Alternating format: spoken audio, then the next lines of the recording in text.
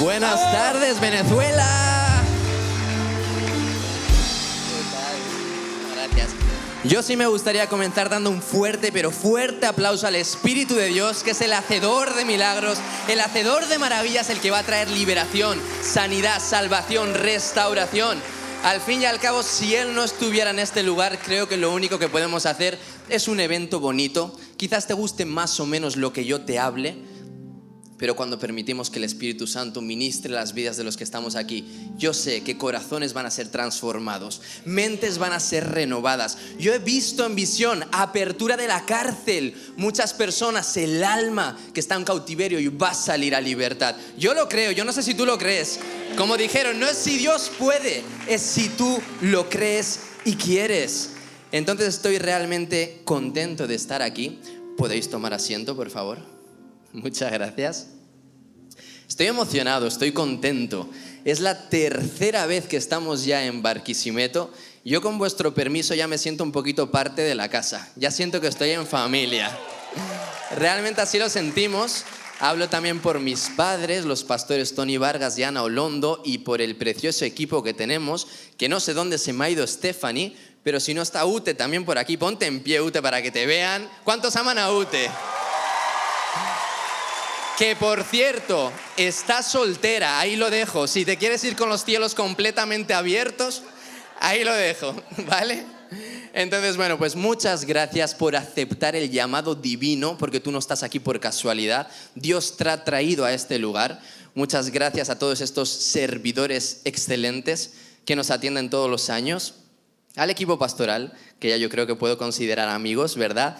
Y cómo no, a los pastores de la casa, la pastora Irene y mi panita venezolano, el apóstol Rogelio, que te echaba yo de menos, ¿vale?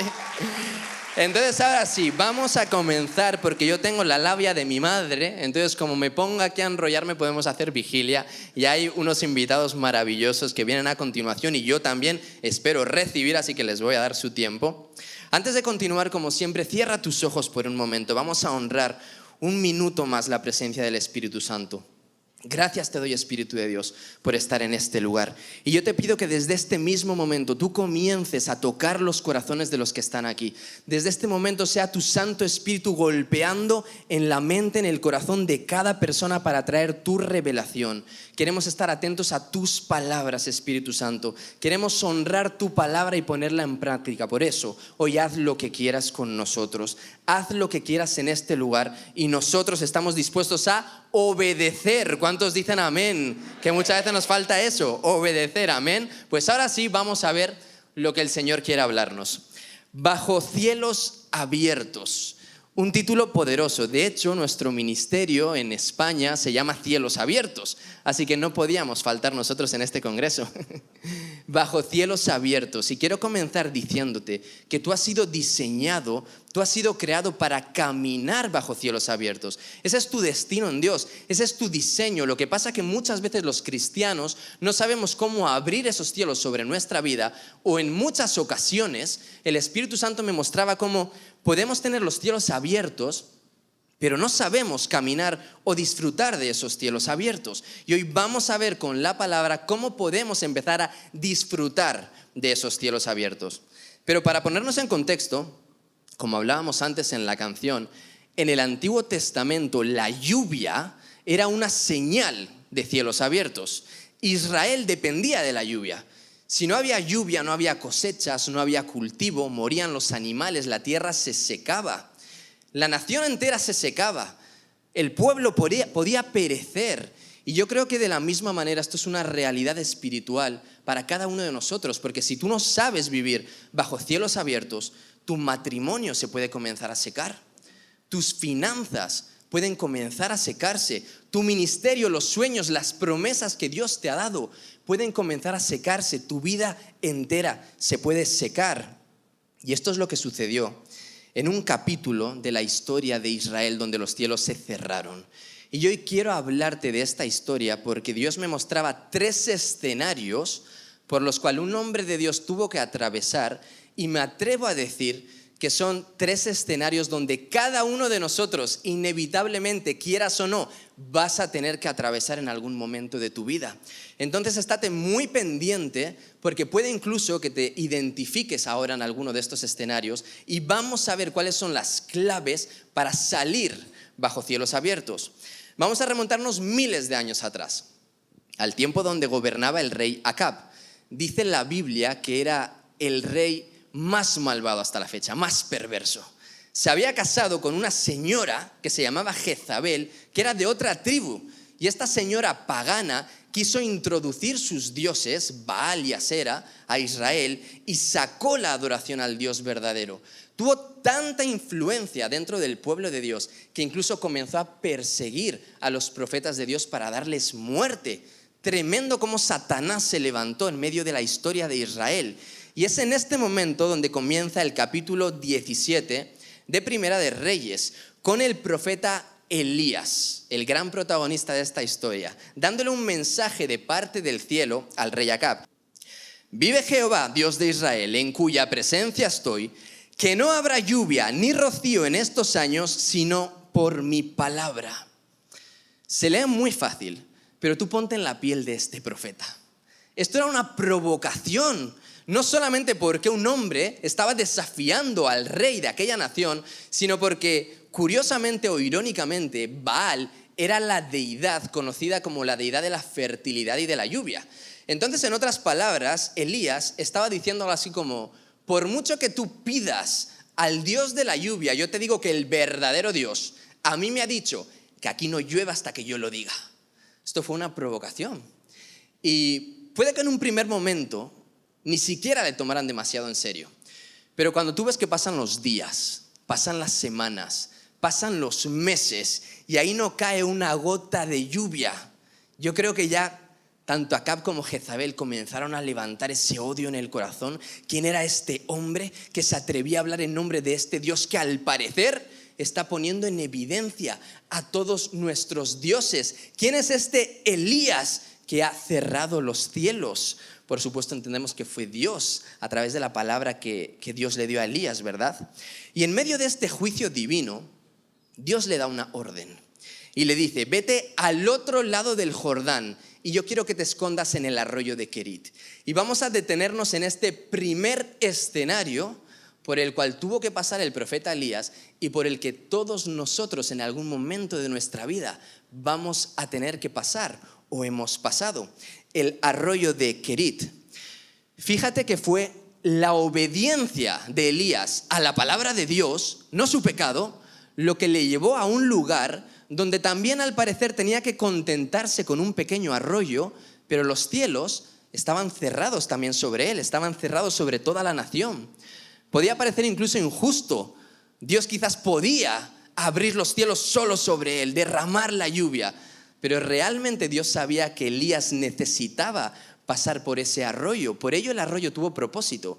Y Dios, a través de su obediencia, le lleva a un lugar de soledad, de aislamiento, con la única compañía de unos cuervos y un arroyo que se secaba cada día poquito a poco.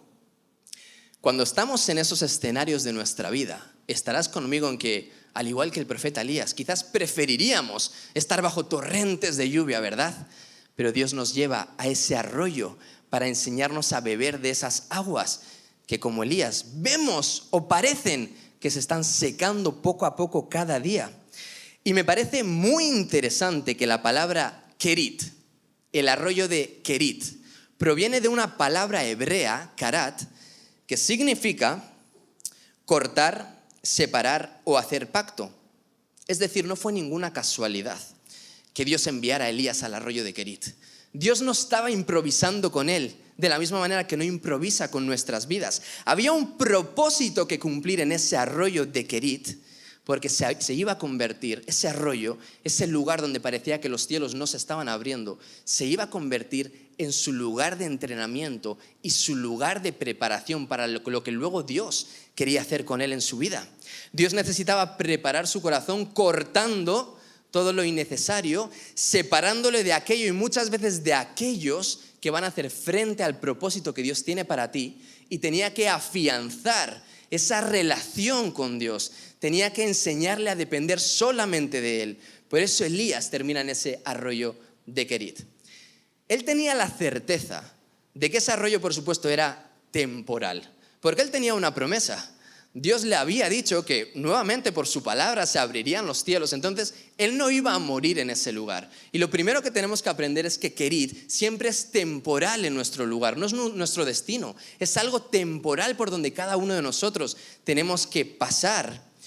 Pero Dios sabe, cuando te da una promesa, al igual que Elías tenía una promesa, que antes de cumplir esa promesa para tu vida, primero se tiene que asegurar de prepararte para que luego seas capaz de soportar el peso de esa promesa que va a venir sobre ti. Es decir, antes de disfrutar de esas cataratas de lluvia, tú primero tienes que aprender a saber beber de ese pequeño arroyo. Antes de que Dios te pueda entregar lo mucho, Él se tiene que asegurar de que primero tú sepas cuidar lo poco. Y es en esos pequeños arroyos de nuestra vida donde tenemos la oportunidad de prepararnos para que cuando Dios nos dé esas bendiciones, de alguna manera, nuestra dependencia, nuestra ancla siga estando en Dios y no en las bendiciones que Dios nos da. ¿Hasta aquí me están entendiendo? Entonces Elías estaba en ese lugar de preparación. Y lo verdaderamente difícil, yo creo que no es llegar al lugar, porque todos nosotros en algún momento inevitablemente vamos a terminar en ese lugar. Vamos a terminar en nuestro arroyo de Kerit. Lo difícil cuando estás en ese arroyo es mantenerte ahí viendo que aparentemente las aguas se secan cada día y tú no puedes hacer nada para remediarlo. Muchos pueden decir, es que creo que mi economía se está secando. ¿Hasta cuándo?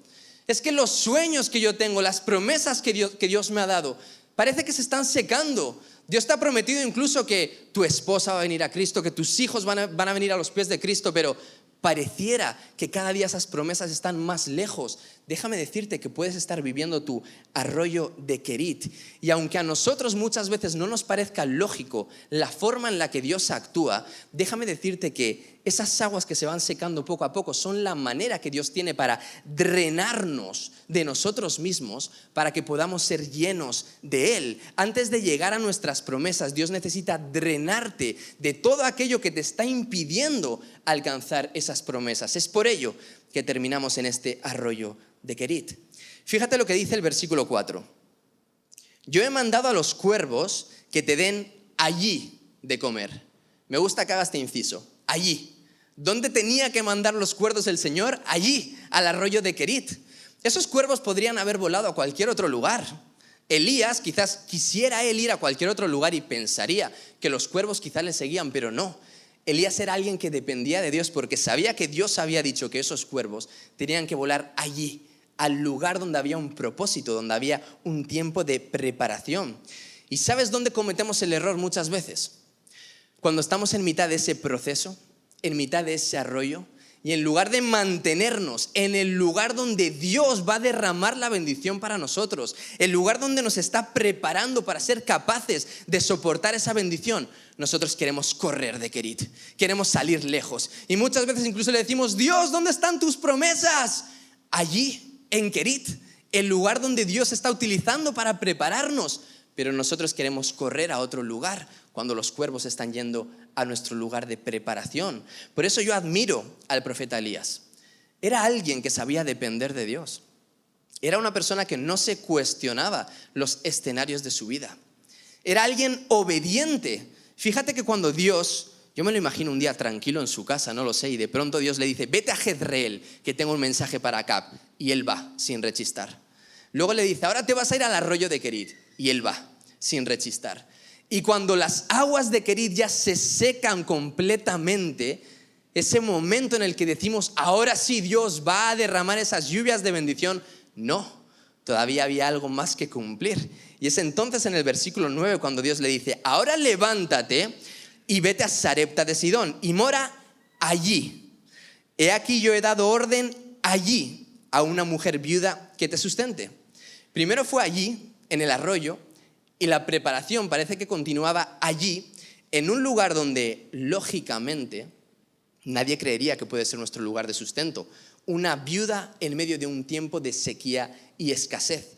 Pero como digo, Elías se levanta confiadamente y se presenta delante de aquella viuda, porque yo creo que el secreto de Elías era que su sustento nunca estuvo en la situación que él veía o en lo que él tenía materialmente, sino que su sustento estuvo siempre en la palabra de Dios. La palabra que Dios le daba era su sustento en cada escenario de tu vida. Si tú tienes una palabra de Dios, esa palabra tienes que convertirla en tu sustento diario. Y nadie me puede decir que no tiene una palabra de Dios, que nadie quizás tiene un rema, como lo llamamos hoy en día, porque ¿cuántos son hijos de Dios en este lugar? Si tú eres realmente hijo, la palabra de Dios, la Biblia, está llena de promesas y de bendiciones que te pertenecen a ti. Pero muchas veces decimos soy hijo de Dios, pero luego no creemos que lo que en la Biblia está escrito es para ti, que eres un hijo de Dios. Entonces nadie aquí me puede decir que no tiene una palabra de Dios. Y tú tienes que aprender a hacer de esa palabra tu sustento. Por ello Elías, cuando se presenta delante de aquella viuda, y la viuda le dice, pero si yo ni siquiera tengo pan, yo solo tengo un poquito de harina, un poquito de aceite, estoy esperando a morir de hambre junto a mi hijo y tú vienes a mí a decirme que yo voy a hacer ese sustento. Y Elías escucha la situación de la viuda. Yo me imagino escuchando atentamente, por supuesto, lo que la viuda le tenía que decir. Pero le dice, ok, yo te entiendo, pero dame de comer primero a mí y luego prepara para ti. Podría parecer incluso descarado, ¿verdad? Te estoy diciendo que no tengo ni para mi hijo y tú me estás diciendo que te dé a ti. Pero es que Elías no estaba poniendo los ojos en lo que la lógica le decía, lo que la situación exterior le decía.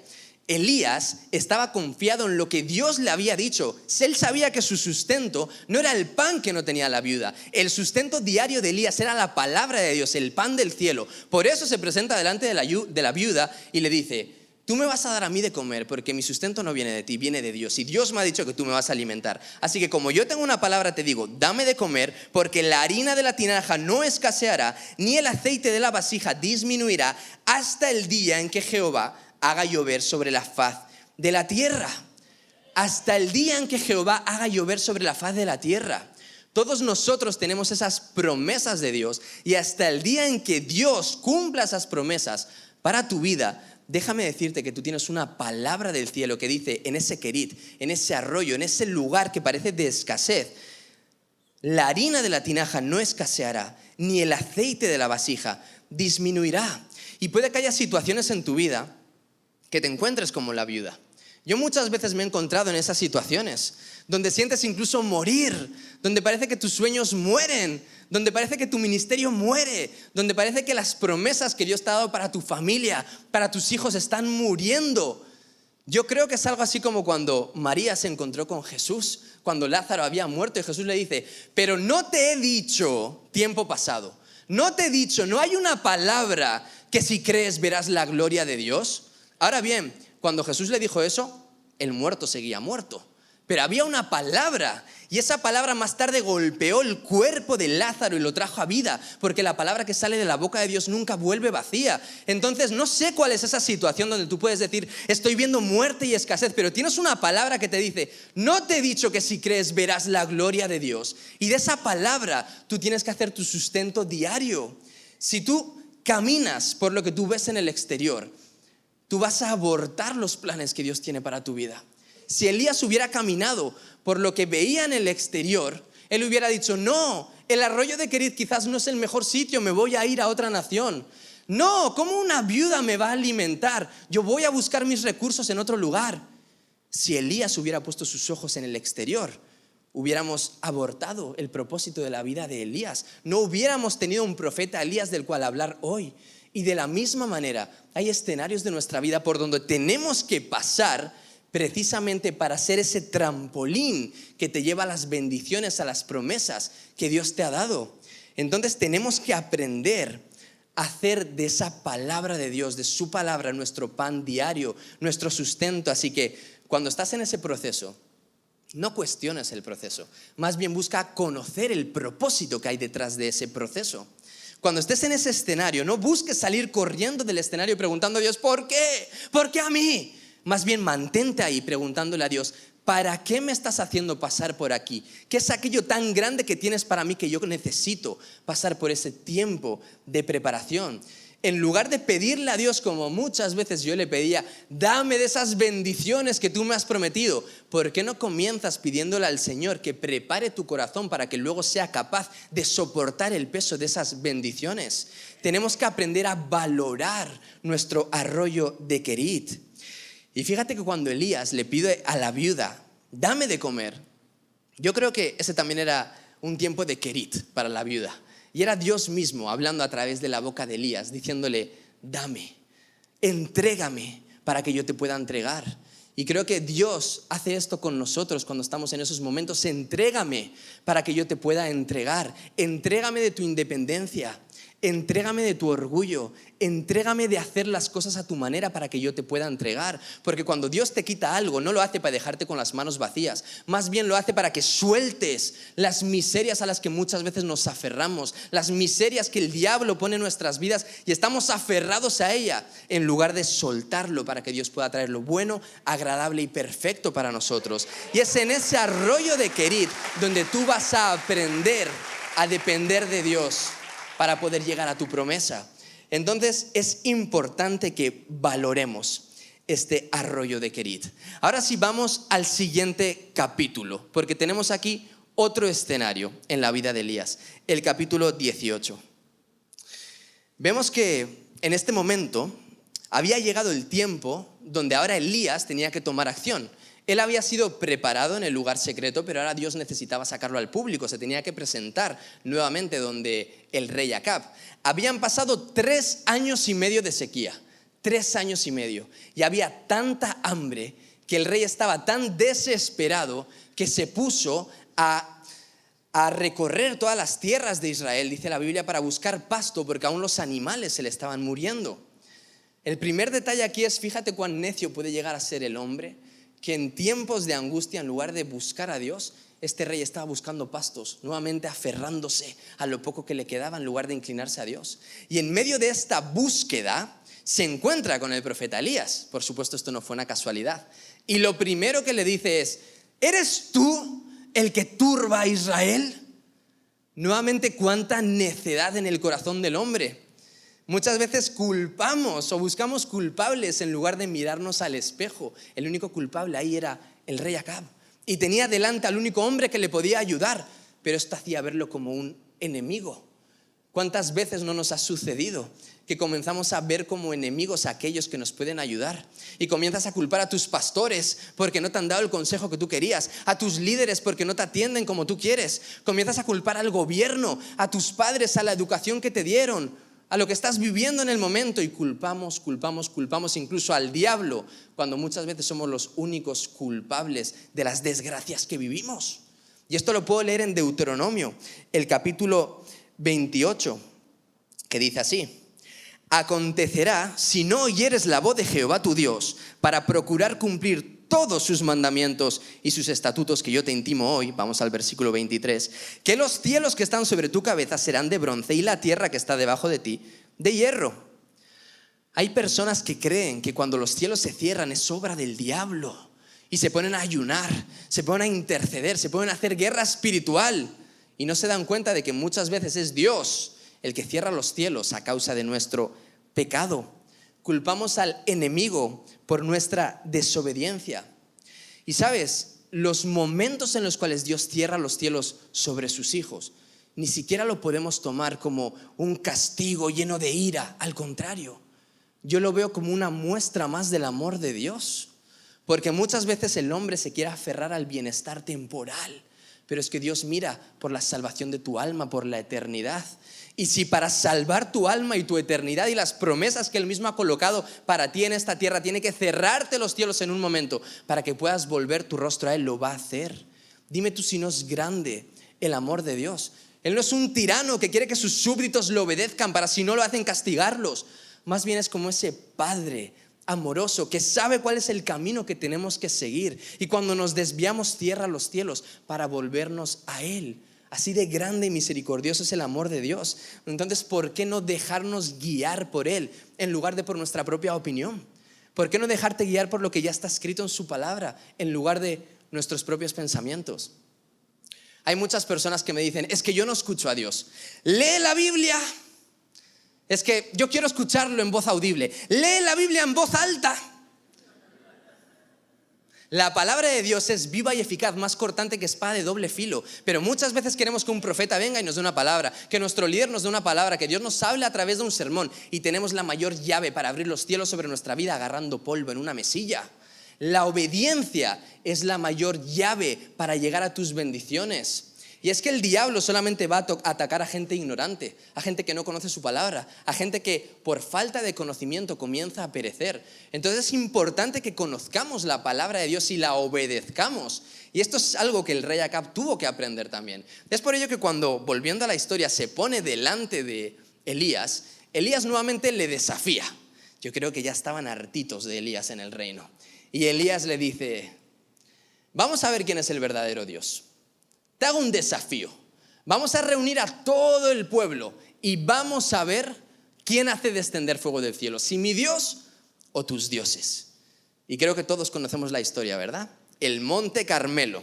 Tenemos por un lado al profeta Elías y por el otro lado en total eran 850 falsos profetas y todo el pueblo ahí mirando. Y en ese momento tan dramático, de pronto Elías da un paso al frente y grita, ¿hasta cuándo claudicaréis entre dos pensamientos? ¿Hasta cuándo? Si Jehová es Dios, seguidle. Y si Baal, id en pos de él. ¿Y sabes lo que más me sorprende de todo esto? Que en el momento que él lanza esta pregunta, ninguno en el pueblo se atrevió a contestar. Nadie dijo nada. Y yo creo que cuando alguien está seguro de dónde está parado, de lo que cree, cuando alguien sabe en la roca que está parado, esa persona no tiene problema con defender su postura, con gritar, con salir en defensa, pero nadie en el pueblo lo pudo hacer. Yo estaba compartiendo con Stephanie hoy que tuve una conversación con unos amigos venezolanos, porque yo tengo muchos amigos venezolanos en Tenerife, ninguno como mi panita venezolano, por supuesto. Pero tengo muchos amigos venezolanos y una vez se me ocurrió sacar un tema de conversación que yo no sabía que iba a causar tanta discordia. Se me ocurrió preguntar qué pensaban acerca del certamen de Miss Universo 2022. Y ahí todos los venezolanos a una, náguara, chamo, eso fue un robo, náguara. Tenía que haber ganado Amanda, porque era la más bonita, porque era la más bella, porque caminaba hasta inglés sabía. Y todos los venezolanos aún ahí defendiendo su postura. Había más, de verdad, más unidad en ese lugar. Y yo decía, ¿cómo puede ser que luego el profeta Elías, porque cuando estaba leyendo la historia, no sé por qué me vino esta historia, pero cuando el profeta Elías se paró y preguntó, ¿Miss Venezuela o Miss Estados Unidos? Nadie supo responder.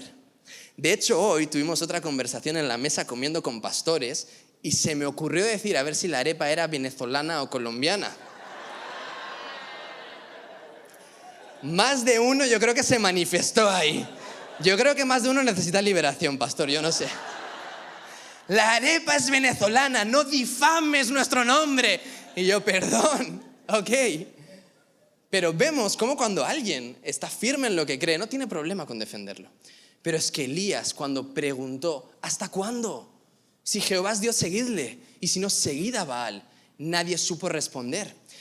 Y es que ese pueblo no sabía dónde estaba parado. Y la palabra claudicar que utilizó Elías es la palabra hebrea pasaj, que se traduce como brincar, saltar, cojear, y creo que es la definición perfecta. Los israelitas no querían inclinarse por completo ante Baal, por supuesto que no, pero es que tampoco querían rendir sus vidas por completo ante Dios. Entonces estaban brincando y saltando entre una u otra opinión conforme a su conveniencia. Hoy me conviene lo que dice Dios, mañana me conviene lo que pienso yo. Ellos no podían mantener un rumbo fijo hacia esas promesas porque cojeaban un poquito aquí y mañana cojeaban un poquito ahí. Por eso Dios dice, Elías dijo, ¿hasta cuándo? ¿Conocéis algún caso de infidelidad?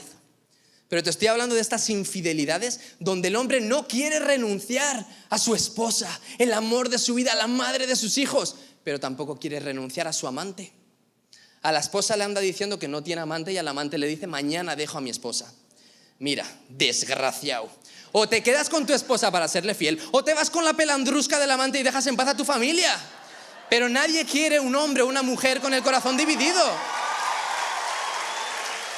Nadie quiere un hombre o una mujer con el corazón dividido. Es incluso repulsivo. Te acuestas con la otra persona y luego tienes la cara de meterte a mi cama para acostarte conmigo. Provoca náuseas, es vomitivo. Entonces entendemos por qué Dios dice que al tibio lo vomitará de su boca. Mejor frío o caliente, porque no hay nada peor que un esposo, que una novia, normalizando la infidelidad. Y muchas veces nos olvidamos de que nosotros somos la novia de Cristo. Por eso Elías se tuvo que parar ahí y decir, ¿hasta cuándo? ¿Hasta cuándo seguirás siendo infiel? Aún en esos pequeños detalles que tú piensas que no importan. ¿Hasta cuándo? ¿Cuántos años más de sequía para obedecer al Señor? ¿Cuántos congresos más necesitamos para tomar decisiones radicales de rendirnos no al 99%, al 100% a Dios? ¿Cuántos sermones más para dejar esa relación en yugo desigual que el Señor te está pidiendo, pero tú llevas posponiendo esa decisión años? Sabéis, estaba orando esta tarde y Dios me dijo incluso que había en este lugar una mujer que está con un hombre que no es su esposo. Y tú sabes que tienes esta incomodidad dentro de ti, pero estás posponiendo esto durante años. Y sabes, Dios no lo está diciendo para acusarte, para juzgarte. Más bien Dios me decía, es que si supiera el futuro glorioso que yo tengo para ella, pero se ha aferrado a las mentiras del diablo y está con un hombre que solo le va a traer muerte y destrucción. ¿Hasta cuándo, iglesia? Tenemos que tomar decisiones radicales por Dios. Y por supuesto yo sé que nadie en este lugar me va a decir abiertamente, yo quiero adorar al diablo. Un 1% nomás, por supuesto. Yo quiero adorar a Baal, a Sera. Nadie me va a decir esto. Pero muchas veces, y hablo por mi propia vida, podemos engañarnos a nosotros mismos y estar sirviendo o adorando a un Dios que ni siquiera es el verdadero. Y te voy a poner un ejemplo. Cuando los israelitas salieron de Egipto, se abre el Mar Rojo, tremenda fiesta armaron, pero de pronto de la noche a la mañana los vemos construyendo un becerro de oro. Y déjame de preguntarte, ¿tú crees que los israelitas querían cambiar de Dios? Por supuesto que no. Ellos sabían que su Dios los había librado con mano poderosa del faraón de Egipto, había abierto el mar en dos, había hecho descender maná del cielo. Ellos no querían cambiar de Dios, pero lo que trataron de hacer fue darle una forma, acomodarlo para que encajara con lo que ellos creían, con lo que les convenía, encajarlo con su pecado, con aquello que ellos pensaban que no era tan importante. Y como lo único que conocían hasta ese momento era que todos los dioses de Egipto tenían forma de animal, pues dijeron, nuestro Dios también tendrá forma de animal, vamos a hacer un becerrito. Puede parecer una herejía en el siglo XXI, pero muchos cristianos hoy, por supuesto, no quieren adorar al diablo, pero comienzan a desfigurar, a moldear la imagen de Dios para que encaje con lo que a ellos les conviene. Nos olvidamos que nosotros hemos sido hechos a su imagen y semejanza, y no Dios a nuestra imagen y semejanza. Nosotros somos los que tenemos que parecernos cada día más a Él, y no tratar de que Él se acomode a nuestro pecado, a lo que nos parece bien, que no nos incomode demasiado, que no me pida esto porque ya le cumplo en esto otro. Hay un caso real, esto sucedió en nuestra iglesia. Una vez llegó una señora diciéndonos que Dios le había dicho que tenía que dejar a su esposo para casarse con su compañero de trabajo. Claro, yo me quedé pálido. ¿Qué Biblia está leyendo, señora? Pero ¿sabes lo peor de todo? Que esta señora manifestaba que realmente quería hacer la voluntad de Dios. Y yo te digo que esta señora quería hacer la voluntad de Dios, pero del Dios que ella misma había creado conforme a su imagen y semejanza. El Dios que ella quería que le cumpliera sus caprichos, que se adaptara a su pecado. Y puede que este caso te parezca, por supuesto, muy exagerado, pero ¿cuántas veces no hemos escuchado esas frases de Dios entiende, Él mira el corazón, para restarle importancia a un negocio no del todo legal, para restarle importancia a criticar, murmurar acerca del ministerio, para restarle importancia, no, el líder me ha dicho esto, pero yo sé que puedo caminar por aquí porque no está muy acertado, yo sé que... ¿Cuántas veces no le restamos importancia a albergar falta de perdón en nuestro corazón? ¿Cuántas veces no restamos importancia a asistir un domingo a la iglesia? Déjame decirte que si algo de esto hay en tu corazón y no te incomoda en absoluto, quizás estés adorando a un Dios que no es el verdadero, a un Dios que tú has creado a tu imagen y semejanza. Y de la misma manera que estos profetas de Baal y Asera a mí me sorprende cómo ellos adoraban con pasión. Ellos rendían sacrificios a su Dios con tremenda pasión que hasta se cortaban, dice la Biblia, chorreaban sangre. Qué espectáculo tan lamentable. Pero es que muchas veces los hijos de Dios también adoramos con pasión, levantamos nuestras manos, rendimos sacrificios al Señor. Cuando Dios no te está pidiendo ningún sacrificio, Jesús ya fue el sacrificio perfecto. Él lo único que quiere de ti es tu obediencia, la obediencia a la palabra de Dios. Está bien que, por ejemplo, te quieras levantar a las 3 de la mañana, yo siempre pongo este ejemplo en la iglesia. Está bien que te levantes a las 3 de la mañana a interceder por tu economía, pero ¿qué tal si dejas de robarle a Dios en tus diezmos y ofrendas para que los cielos se puedan abrir sobre tu economía? Muchas veces un perdóname es más poderoso que todos los ayunos que tú puedas hacer. Dejar esa pareja va a traer mayor libertad a tu vida que lo que puedan hacer 17 congresos de expansión.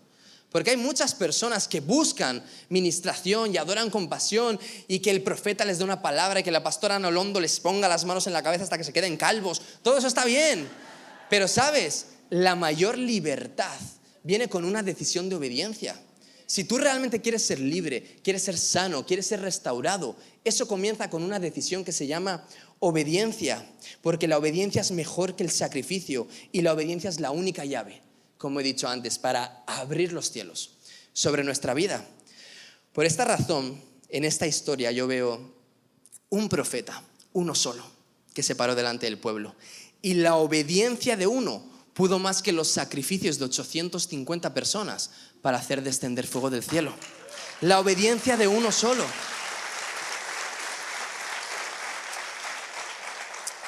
Y es así que conocemos la historia. Cae fuego del cielo, el pueblo comienza a gritar: Jehová es Dios, Jehová es Dios. Y Elías da muerte a todos esos falsos profetas de Baal.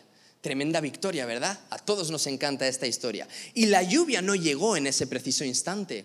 Pero sabes, tú sí puedes decir que cuando tú obedeces, cuando tomas esa decisión que muchos ya saben que tienen que tomar en este momento, tú ya puedes comenzar a declarar que los cielos se están abriendo, porque esto es lo que hizo Elías. En ese momento no comenzó a llover en ese preciso instante, pero le dijo a Acab: sube.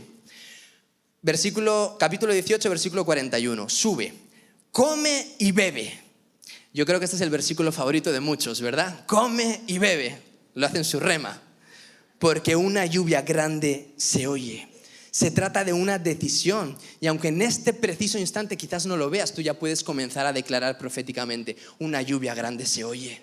Tú puedes comenzar a declarar en tus finanzas: una lluvia grande se oye. Sobre tus hijos, una lluvia grande se oye. Sobre tu ministerio, una lluvia grande se oye. Y déjame decirte que puede que llegues a casa y Satanás te susurre: no ha pasado nada, no ha cambiado nada. Pero si tomas la decisión de obedecer, el Espíritu de Dios te va a susurrar: una lluvia grande se oye. Y puedes comenzarlo a declarar desde este momento. La obediencia abre los cielos sobre nuestra vida. Y hoy es un día para tomar decisiones radicales, me decía el Señor. Recapitulando un poco, hemos visto cómo en el primer capítulo es necesario que pasemos por ese arroyo de Querit, ese lugar de preparación que tenemos que valorar mientras Dios está preparando esos torrentes del cielo que van a descender sobre nosotros. En el segundo capítulo vemos que el pueblo tuvo que decidir para que se abran los cielos, decidir ser radical con Dios, decidir no serle infiel. Pero hay un tercer y último capítulo que a mí realmente me parece el más interesante, porque puedo ver que hay muchas personas que ya han pasado por su lugar de preparación, que son personas que quieren caminar en integridad, en obediencia a Dios, pero esas mismas personas se alejan del lugar donde los cielos están abriendo para meterse en una cueva con las mentiras del diablo. Y es lo que le sucedió a Elías. Dice la historia que el rey Acab se presenta en palacio nuevamente. Me imagino que le cuenta a Jezabel todo lo que sucedió. Y claro, cuando esta señora se enteró de que habían matado a todos sus profetas, arde en ira. Y entonces se envía un mensajero a decirle: mañana, Elías, te voy a matar. Y este hombre que acababa de hacer semejante prodigio siente temor y sale huyendo. Si a mí la Jezabel me manda un WhatsApp diciendo que me va a matar en ese momento, le mando unos emojis de fueguito para ver si capta la indirecta, ¿verdad? Pero este hombre sale huyendo despavorido. Yo no puedo entender cómo el hombre que acababa de matar a 850 falsos profetas de pronto siente temor de una sola mujer. Quizás haya aquí algún casado que me diga, pues como sea como mi mujer, yo sí lo entiendo, yo también saldría huyendo. No lo sé, esa arréglate tú con Dios, la elegiste tú. Pero vemos cómo Elías sale huyendo. Es algo que nos sorprende, ¿verdad? Y yo creo que de la misma manera que Pedro, cuando caminó sobre las aguas, pero de pronto apartó la mirada del maestro para fijar su mirada en las olas, comenzó a hundirse.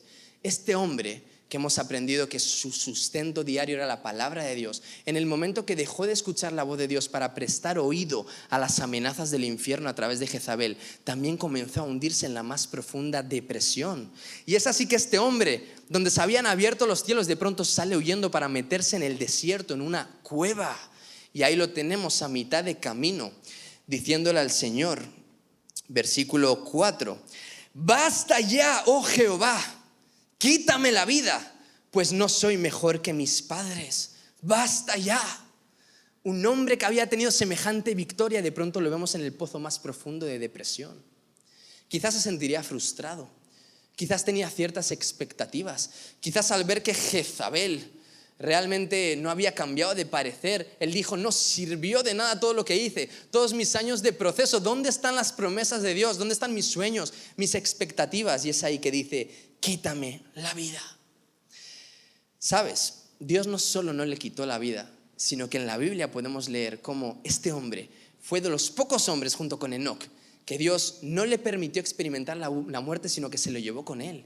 Y es que esto nos enseña que por mucho que tú incluso tires la toalla con tu propia vida, con tu ministerio, con tus sueños, con las promesas de Dios, Dios nunca tira la toalla contigo y Él sigue queriendo llevarte a esas bendiciones. No importa lo que tus sentimientos incluso estén diciendo en este momento, porque Dios no se rige por sentimientos y no se mueve por sentimientos. Y todas las promesas que te ha prometido siguen estando ahí, delante del trono de Dios para tu vida. Y es lo mismo que sucedió con Elías. También tenemos el caso de Moisés. Moisés, otro tremendo hombre de Dios, ¿verdad? Pero en otro momento de su vida también le está diciendo a Dios, quítame la vida. Los dos depresivos del Antiguo Testamento. Pero luego vemos cómo estas dos personas pasaron de la más profunda depresión, el valle más profundo de depresión, a la cima más alta cuando se encontraron en ese monte de transfiguración, rodeados de la gloria de Jesús con el Hijo de Dios. Entonces, ¿qué te hace creer que Dios no puede hacer lo mismo contigo? Lo que estás pasando en este momento, cómo te estás sintiendo en este momento, lo que tú crees de ti mismo no define tu futuro, ni mucho menos limita el poder de Dios. Y Él sigue queriendo llevarte a todas esas promesas, a todos esos propósitos, por mucho que Jezabel siga susurrando sus mentiras en tu mente. Tenemos el caso también de David. En el Salmo 13 vemos cómo David comienza a decir, basta ya, ¿hasta cuándo, Jehová, me olvidarás para siempre? Tenemos que reconocer que muchas veces somos dramáticos con el Señor. La Rosa de Guadalupe nos queda corto a muchos cristianos. Sabéis que es verdad. Y David estaba también en este momento diciendo, ¿hasta cuándo, Señor? No puedo más. El mismo hombre que siendo un muchachito había golpeado con una piedra al gigante que nadie se atrevía a enfrentar. Pero sabes, yo creo que cuando David tenía al gigante frente a él no temía porque sabía que con su onda Dios podía utilizar esa onda para derribar ese gigante. El problema vino cuando ese gigante entró en sus pensamientos, porque ya no había onda que lo pudiera derribar. Y es que Satanás no puede o no necesita hacer demasiado estrépito en nuestro exterior. Satanás lo único que necesita a veces es meterse en nuestra mente para plantar esas semillas de mentira. Y si tú dejas que esas semillas germinen, den fruto, Satanás ya te va a tener controlado. Tú mismo vas a sabotear el plan de Dios para tu vida. Cuando Elías recibió este mensaje, esta noticia de que Jezabel lo quería matar, realmente fue un mensajero, no fue un escuadrón. Fue un mensajero, un enclenque que vino ahí y le dijo, de parte de Jezabel, mañana te mato. Déjame preguntarte, si alguien quiere matar a alguien, ¿le manda a alguien a avisarle? ¿Quién le avisa a alguien? Por supuesto que no. Si Jezabel hubiera querido matar a Elías, hubiera mandado un escuadrón para enfrentarse a Elías, pero envió un mensajero, porque en toda esta historia la que tenía miedo era Jezabel, porque sabía que Dios estaba con Elías. De la misma manera que el diablo nos teme, te teme a ti que estás aquí, porque sabe de lo que Dios puede hacer contigo y ve que su reino peligra, y como no puede matarte, lo que hace es susurrarte sus mentiras y te mantiene atado a esas mentiras. Es increíble cómo después de Dios, el que más cree en ti es el diablo. El diablo cree en ti más de lo que tú mismo crees en ti. El diablo cree más en las promesas de Dios para tu vida de lo que crees tú. El diablo ve en ti más potencial de lo que tú puedes ver. Y muchos, en lugar de identificar estas mentiras, las abrazamos y olvidamos lo que Dios ha escrito para nosotros y nos aliamos con el infierno y comenzamos a declarar: es verdad, mi negocio se va a hundir. Al desgraciado de mi marido no hay quien lo cambie. Mis hijos se van a perder. Me han detectado algo aquí, seguro que es cáncer y me muero. Yo creo que los demonios se cogen vacaciones con muchos porque ya les cubrimos el turno. Tenemos que aprender a ser personas que utilicen su boca para profetizar bien. Te quiero poner el caso de mi abuela, porque ya no me queda mucho tiempo. Pero mi abuela fue una mujer de Dios que cuando yo era un niño yo realmente no lo entendía. Pero ahora que ya mi abuela no está conmigo, puedo ver la gran mujer de Dios que era. Porque yo la recuerdo siempre con su Biblia de diario vivir, entrando antes de la siesta a su habitación de rodillas.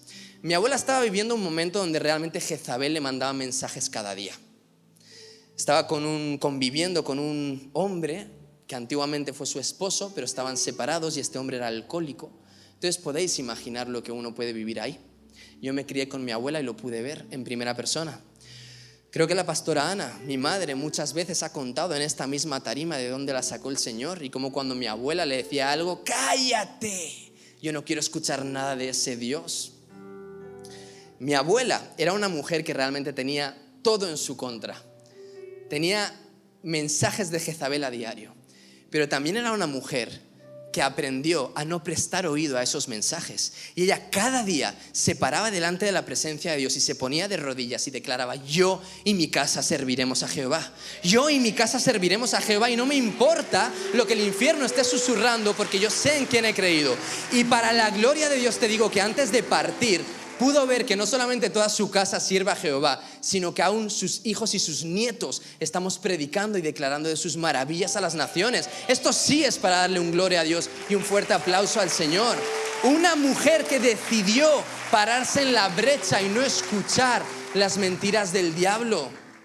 Moisés fue también ese hombre.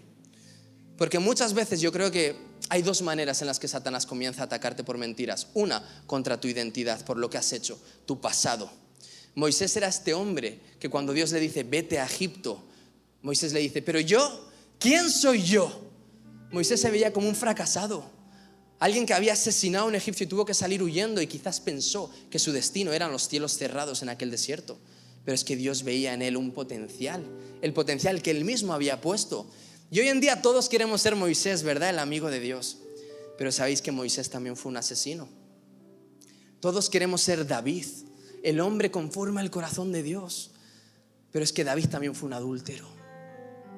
Todos queremos ser Rahab, esa mujer que Dios escogió para que de su linaje saliera el Mesías. Pero es que Rahab también era conocida como una prostituta.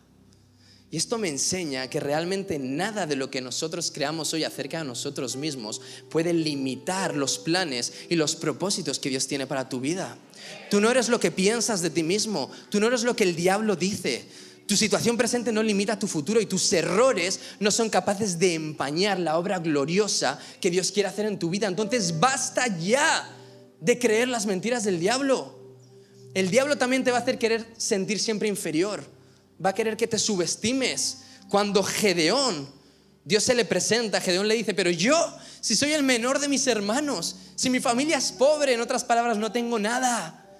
Pero es que Dios lo veía como un libertador, porque Dios no necesita nada de ti. Dios solo necesita a ti, que te rindas a Él para que Él pueda hacer. Y si tú en algún momento te sientes pequeño, no te ves como el grande, felicidades, porque eres la persona perfecta que Dios puede utilizar para aquel que es grande pueda mostrarse como el grande a través de ti. Tú eres la persona ideal para que Dios pueda llevar a cabo sus planes en tu vida.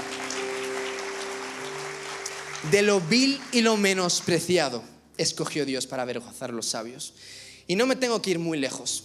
Realmente no me tengo que ir muy lejos a la palabra de Dios, porque tan solo mi propia vida y la vida de mi familia es un reflejo de la fidelidad de Dios. Yo vengo de una historia no perfecta y me alegra y siento de verdad una honra y una admiración hacia Dios de lo que Él puede hacer con nosotros cuando gente hoy en día nos mira y dice: wow, vuestra familia es un referente para nuestras vidas. Pero sabes, nosotros tampoco te vamos a mentir, no estamos muy lejos de ser perfectos y nuestra historia está muy lejos de ser perfecta. No te vamos a vender humo. Nuestra historia está también llena de fracasos, de pecado, momentos donde desearíamos o dijimos incluso: Señor, basta ya, quítame la vida. Ya desde bien pequeño, yo con 10 meses perdí a mi padre biológico cuando murió de SIDA. Mi madre se quedó bien viuda, jovencita, y cuando conozco por fin al padre que Dios me regaló, al pastor Tony, seguido al de un año lo meten en la cárcel por tráfico de drogas y me vuelvo a quedar huérfano. Más tarde, muchos años más tarde, comenzamos a vivir junto a mi hermano Ibai, que había nacido, y tratamos de ser una familia sin que nadie nos hubiera enseñado a ser familia, porque yo me crié con mi abuela, no con mi madre, en casa de mi abuelo alcohólico.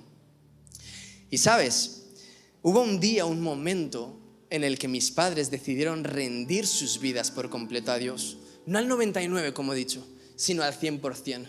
Cuando tú ya ves que todo lo que tienes no te sirve, no te sacia, solo te queda ya rendirte por completo a Dios. Así me pasó también a mí. Ya con 16 años yo luchaba con pensamientos de muerte, de suicidio. Yo me levantaba contra Dios diciéndole: ¿qué clase de Dios bueno eres tú?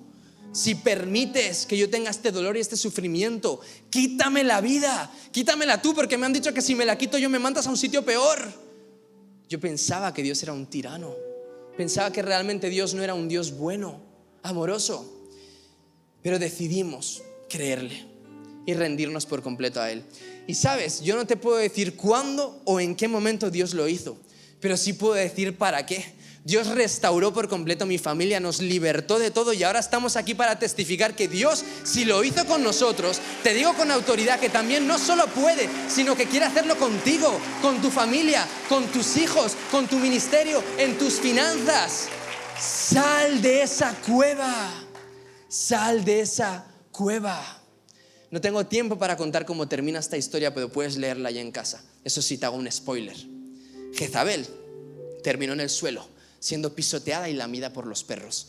Elías terminó ascendiendo al cielo en un carro de fuego para encontrarse con el Señor. Y esto me enseña que el diablo ya tiene los días contados en tu vida, porque su destino es bajo la planta de tus pies y tu destino es subir al cielo con el Señor para caminar en esos cielos abiertos para tu vida. Quiero que nos pongamos en pie. Gracias, Espíritu Santo. Levanta ahí tus manos. Este es un momento realmente entre tú y Dios. Creo que hoy es un día para tomar decisiones, me dijo el Señor. Decisiones. La decisión de creer la palabra de Dios por encima de las mentiras del diablo. La decisión de cortar ya de tu vida aquello que sabes que el Señor te está pidiendo, pero hasta ahora no has sido capaz de hacerlo. La decisión de no levantarte más contra Dios ni levantar quejas cuando estás en tu arroyo de querir y aprender a valorar esas aguas que Dios te da en ese pequeño arroyo. Tú puedes ser sincero con el Señor y comenzar a hablarle ahí, a pedirle perdón si ves que en alguno de estos escenarios de tu vida tú no has sabido hacerlo bien y tú te has levantado incluso contra Él, has levantado queja, has caminado en infidelidad. Si hay alguien aquí que puede decir: admito que yo he sido infiel con el Señor, admito que muchas veces he restado importancia a aquellas cosas que sé que para Él son importantes, porque yo he sido llamado a ser santo, porque Dios es santo. Muchas personas han permitido que Jezabel les susurre, pero has abrazado las mentiras del diablo en tu mente. Y hoy es hora de comenzar a sacar esas mentiras para afianzarte en la verdad de Cristo. Aun si tienes que levantarte cada mañana y ponerte delante del espejo a declarar lo que Dios ha dicho sobre ti, hazlo, pero conviértete en un profeta del cielo. No te conviertas en el profeta del diablo, conviértete en el profeta del cielo. Y mientras nos acompaña la adoración, yo quiero que tengas ahora 5 minutos, como he dicho, esto es entre tú y Dios, para ponerte a cuentas. Hoy hay corazones que se están ajustando a los diseños del cielo.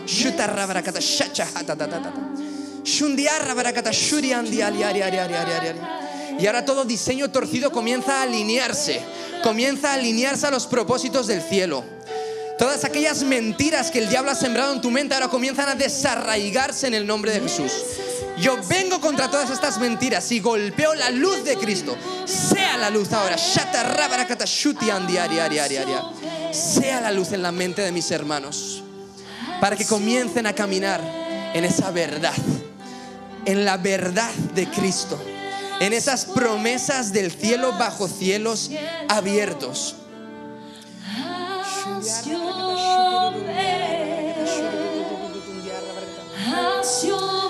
No te voy a pedir que pases al frente, pero si hay personas que hoy tienen que tomar decisiones de obediencia, esto es un pacto con el Señor, levanta tu mano ahí. Si hay alguien que diga, yo sé lo que Dios me está pidiendo hoy, y sé que hay personas porque Dios me ha hablado de ellas, yo lo sé. Levanta ahí tu mano y dile al Señor, me comprometo a soltarlo, a rendirlo. Yo no quiero vivir más de espaldas a ti. No quiero ser un cristiano tibio, no quiero ser un cristiano infiel. Comprométete ahí con el Señor a rendir tu vida por completo a Él.